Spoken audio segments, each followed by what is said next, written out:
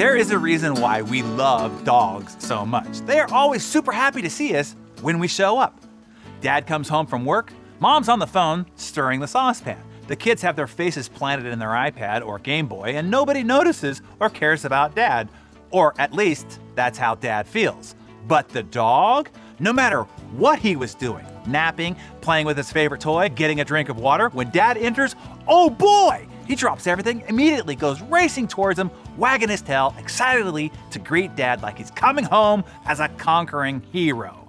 The dog provides us one of our most desired human needs, to be seen, to made feel that we matter, and acceptance. Coming from the outside into an established circle, that's what we want. I have a friend named Bill. Bill acts like a dog, and I mean that as the greatest of compliments. No matter what he's doing, when you first enter the circle that he's in, he drops everything that he's doing and greets you enthusiastically.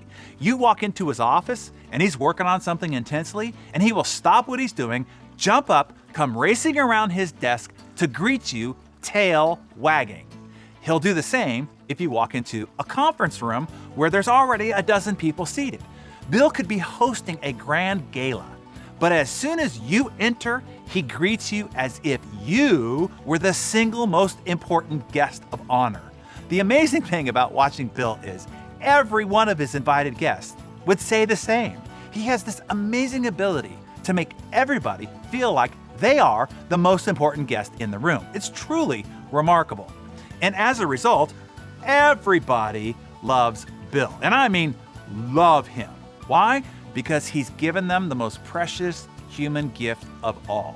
You see, as a social tribe species, there's nothing more unnerving to us than when we enter a room or a small circle where other humans have already been gathered together, maybe in a clique.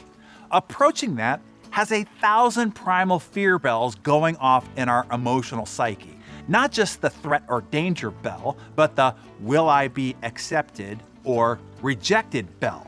That moment, as we enter or approach a group of other human beings, strangers or even existing friends, is one of the most vulnerable moments that we repeatedly experience in the human condition. How often have you approached a circle of people talking with each other and you were completely ignored, made to feel invisible? In fact, they didn't even open up the circle enough for you to be included. They might not have shut you out intentionally, but to your ego, it feels like death by 1,000 cuts. To a social tribe species, rejection is the ego's worst fear. To be left out, to be made to feel insignificant, unimportant, unseen, and unworthy. But when somebody does the opposite, as soon as they see you, they not only accept you, but let you in, but they wag their tail enthusiastically to greet you like a lost son returning from the war, that is fulfilling one of our greatest human needs. Heck, that's love at first greeting. Having experienced that feeling many, many times by Bill, I have made it my mantra. I need to be more like Bill. Now, I know how important it is to have everyone feel welcome and accepted whenever they enter, be it a conversation circle, a room, or even arriving on a Zoom call. I want to encourage you to do the same now. Be like Bill. Every time somebody new enters your office, your home, your circle that you're talking with, wag your tail and greet them enthusiastically. Show them that you see them, that they are accepted, that they matter. You will be giving them the most precious gift of all, validation.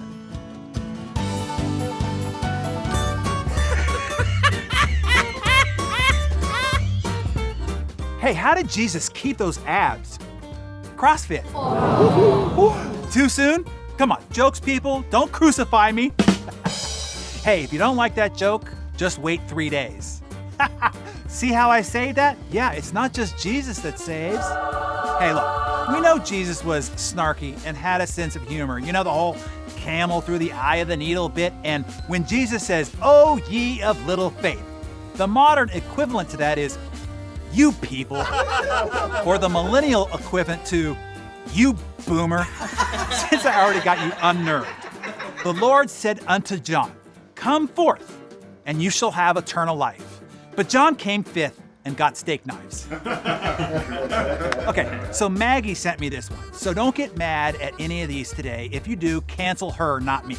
So 3 nuns were talking. The first nun said, I was cleaning out the father's room the other day, and you know what I found? A bunch of dirty magazines. Whoa, what did you do? The other nuns asked. Well, of course, I threw them in the trash. The second nun said, well, I can top that. I was in the father's room putting away laundry and found a bunch of, prophylactics. Oh my, the nuns gasped. What did you do? They asked. I poked holes in all of them, she replied. And the third nun said, uh-oh. All right, have a great weekend, everybody. I'll see you on the flip side.